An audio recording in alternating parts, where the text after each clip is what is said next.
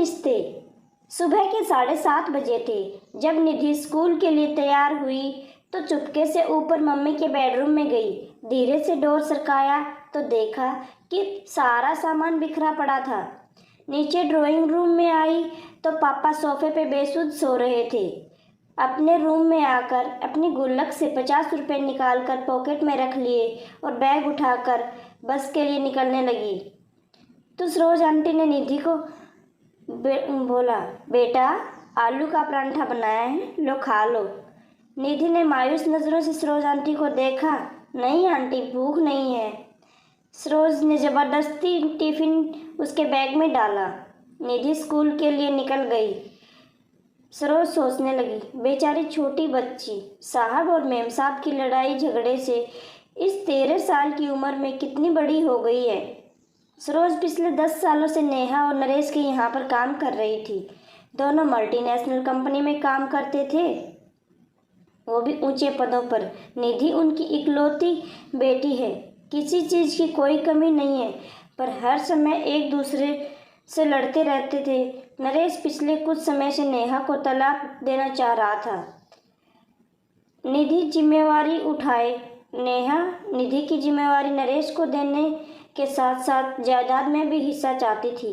इस कारण दोनों लड़ते रहते थे।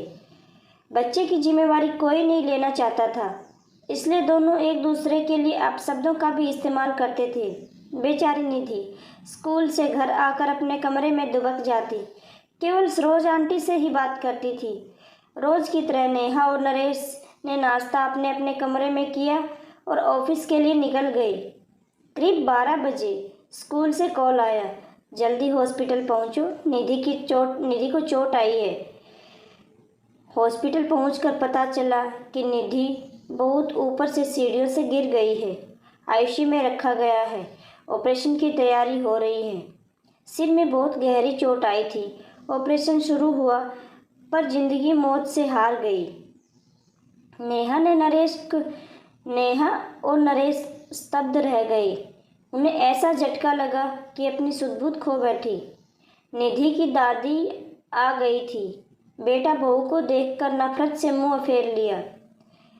पूछताछ हुई। टीचर स्टूडेंट सभी ने एक ही बयान दिया कि बैलेंस बिगड़ने से गिर गई। 13वां निपटने के बाद उसकी मां को नरेश ने रोकना चाहा। उन्होंने आंखों में आंसू भरकर कहा, तुम दोनों खूनी हो, तुम्हारी जिद मेरी पोती को खा गई। मैं उसे अपने साथ ले जाना चाहती थी, पर तुम दोनों ने उसे अहम का मोहरा बनाकर उसकी जान ले ली। माँ चली गई। सरोज तब से सदमे में थी। जैसे तैसे होश संभाला। नरेश और नेहा से कहा, मेम साहब मैं अब यहाँ नहीं रह पाऊंगी।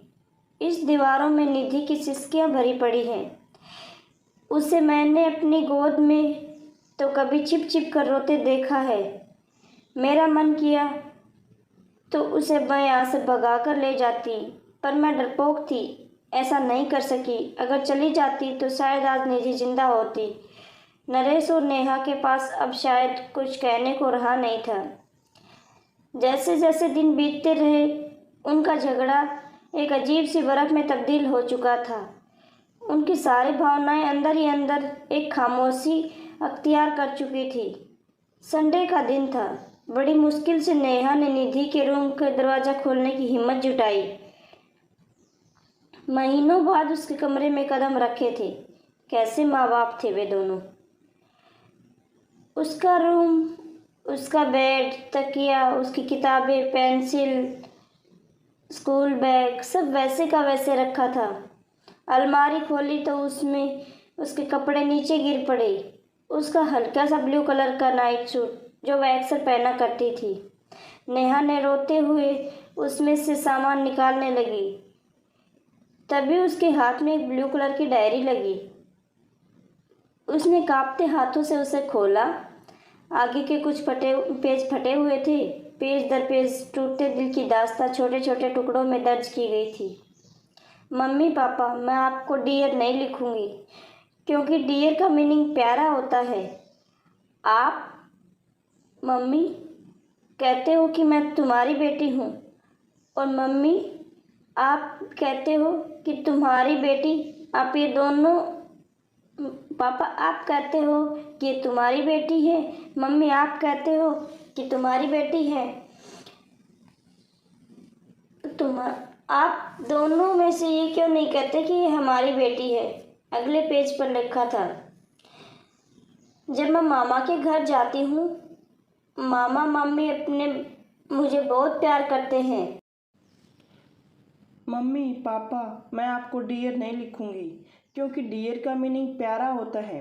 पापा, आप मम्मी को कहते हैं कि मैं तुम्हारी बेटी हूँ, और मम्मी आप पापा को कहते हैं कि मैं तुम्हारी बेटी हूँ।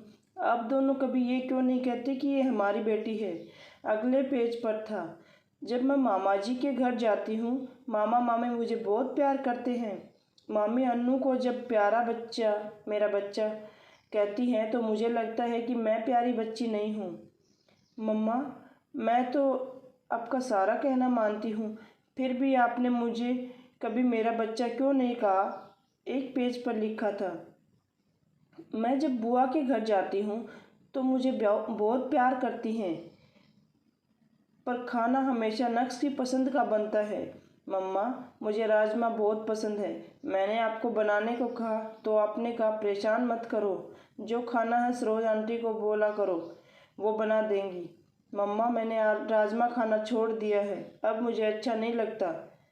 पापा, आपके चिल्लाने से मुझे बहुत डर लगता है। पापा, मैं आपके साथ आइसक्रीम खाने जाना चाहती हूँ। आप कहते हैं आपके पास फालतू चीज़ों के लिए टाइम नहीं है। पापा, जब चीनू मासी और मौसा जी अपने विपुल को आइसक्रीम खिलाने ले जाते हैं, वो तो कभी ऐसा नहीं कहते। पता है मम्मी, मैं अपने घर से दूर जाना चाहती हूँ, जहाँ मुझे ये सुनाई न दे कि निधि को मैं नहीं रखूँगी, जहाँ पापा के चिल्लाने की आवाज़ सुनाई न दे। पापा, अगर मैं बड़ी होती तो शायद मैं आप दोनों को परेशान नहीं करती, मैं खुद ही चली जाती।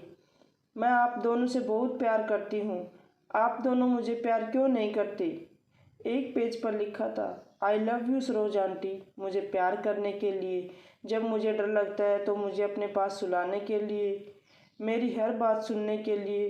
अंतिम पेज पर लिखा था, आई लव यू दादी, आप मुझे यहाँ से ले जाओ, आई प्रॉमिस मैं कभी तंग नहीं करूँगी। नेहा डायरी को सीने से लगाकर जोर जोर से रो पड़ती है। नरेश भी उसके रोने की आवाज़ सुनकर आ गया। नेहा ने डायरी नरेश को पकड़ा दी। पेज दर पेज पलटते हुए उसके चेहरे के भाव बदलते जा रहे थे। वह खुद को संभाल नहीं पाया और ज़मीन पर बैठ गया।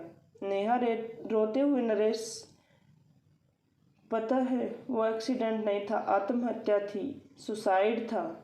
जिस रिश्ते का बोझ हम समझते थे, हमारी निधि ने उससे हमें आज़ाद कर दिया। नरेश, हम दोनों ने अपनी बच्ची का खून किया है। नरेश फूट फूट कर रो पड़ा।